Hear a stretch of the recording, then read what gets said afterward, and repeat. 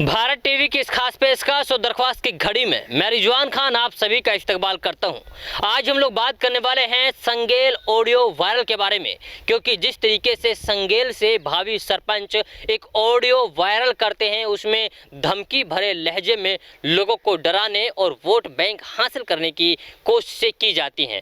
जैसे ही ये audio viral होता है, ठीक वैसे ही लोगों का गुस्सा उफान पर आ जाता है। जगह जगह लोग जाकर थानों में शिकायत देते हैं और इस तरीके से अराजकता फैलाने वाले या फिर समाज को तोड़ने वाले बयान देने वालों के खिलाफ सख्त से सख्त कार्रवाई करने की मांग करते हैं। आप इन तस्वीरों में देखिए कि इन तस्वीरों में साफ साफ देखा जा सकता है कि कोई नगीना थाने में जाकर के इसके खिलाफ एफआईआर दर्ज करा रहा है, तो कोई पुन्हाना थाने में जाकर दर्ज करा रहा है। और कुछ लोग एसपी ऑफिस पहुंच करके ज्ञापन सौंपते हैं कि इस तरीके के लोगों पर कठोर से कठोर कार्रवाई की जानी चाहिए, जिससे मेवात में जिस तरीके का भाईचारा बना रहता है वो सदियों तक कायम रहे। अगर इस तरीके के लोगों के ऊपर शिकंजा नहीं कसा जाएगा तो भाईचारा बिगड़ जाएगा, टूट जाएगा और हालात बस से बदतर हो जाएंगे। खैर, एक दिन तो इसी तरीके से मामला चलता रहा, दूसरे दिन भी इसी तरीके से मामला चलता रहा, फिर तीसरे दिन इसको लेकर के एफआईआर दर्ज करा दी गई। खैर, अब देखना ये है कि एफआईआर तो दर्ज हो गई है, क्या गिरधारी लाल को यहाँ पर अरेस्ट किया जाएगा?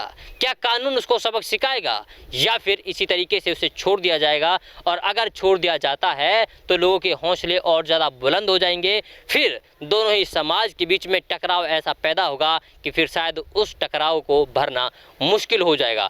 ऐसे में सरकार से, प्रशासन से सिर्फ और सिर्फ अपील यही है कि इस तरीके के लोगों को सख्त से सख्त सजा दी जाए और कठोर कार्रवाई की जाए। खैर, अब सबसे बड़ी बात यह है कि ऑडियो वायरल हुआ। ऑडियो वायरल होने के बाद में हिंदू समाज के लोग भी सामने आए, मुस्लिम समाज के लोग भी आए। उन्होंने कहा कि इस तरीके की बयानबाजी करना सही नहीं है, वो भी वोट बैंक के लिए। अरे आप, ये सरपंच का चुनाव है, एमपी का चुनाव होते तो आप पता नहीं क्या करते। सरपंच के चुनाव में अगर आप ये कहते हैं कि हम लोग जो मस्जिद हैं उनमें भाई अजान बंद करा देंगे, उनके ऊपर बुलडोजर चलवा देंगे, मुस्लिमों को गोली मरवा देंगे, अगर आप एमपी के चुनाव में होते तो आप पता नहीं क्या करते। आप कहते नहीं, आप तो करते, आप तो लोगों को मारते, आप तो मस्जिदों में बुलडोजर चलवाते। ये कहाँ की बयानबाजी है और कहाँ तक सही है? हमें एक दूसरे के धर्म पर कभी भी टिप्पणी नहीं करनी चाहिए।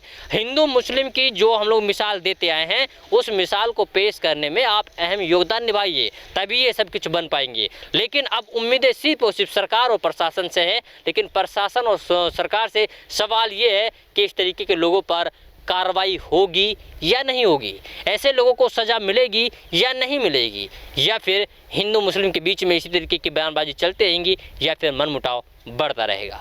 आज के लिए बस इतना ही। फिर होगी मुलाकात एक नए प्रोग्राम के साथ, नए मुद्दे के साथ।